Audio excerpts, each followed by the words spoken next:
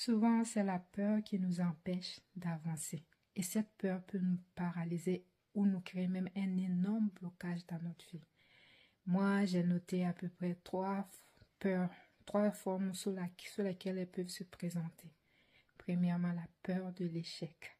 Avant de commencer un nouveau projet, tu vas te mettre à penser à plusieurs scénarios. Et si jamais j'échouais, et si jamais ça ne marchait pas, et si les gens se moquaient de moi, tu vas te rendre compte, c'est toujours des et si jamais, et si. Ça, ce sont des formes de peur. La deuxième forme, la peur de l'inconnu. Tu te lances dans le business, c'est un nouveau domaine pour toi.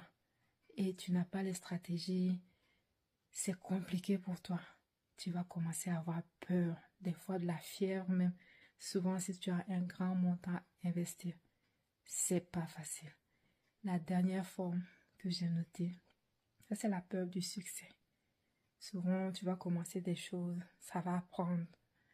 Et cette peur tu vas te demander si tu pourras bien gérer, comment ça va se passer, est-ce que ça va toujours être comme ça?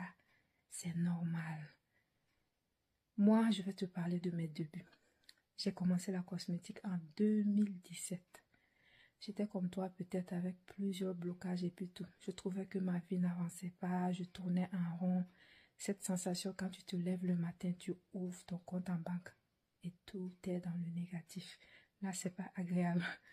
Donc là, j'ai commencé à réfléchir, qu'est-ce que je pourrais faire pour voir des changements dans ma vie, surtout dans les finances.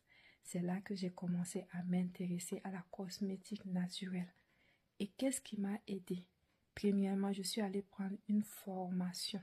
Je me rappelle, c'était en présentiel, pour voir vraiment si j'allais être capable de travailler dans ce domaine-là. Je suis allée, je pense que c'était vers les fins 2017. Je suis allée prendre une formation, c'était en fabrication de savon. Quand je suis allée, j'ai vu comment la dame faisait sa formation, comment elle manipulait les produits et tout. Et c'est là, quand je suis sortie de là, je me suis dit que, mais tiens, je pourrais faire la même chose, c'est pas compliqué vraiment parce que je dois souligner une chose. Quand je partais prendre cette formation-là, moi, c'était dans le but de faire des savons et de les commercialiser. Mais quand je suis allée sur place, quand j'ai vu comment cette dame était à l'aise, elle aimait ça, tu sentais que elle était dans son domaine vraiment. Donc je me suis dit que mais je vais faire la même chose. Donc c'est là, quand je suis partie de là, j'ai commencé à monter ma formation. Moi, j'ai commencé en ligne par exemple. J'ai décidé de me positionner comme ça en ligne. Je voulais pas aller en présence.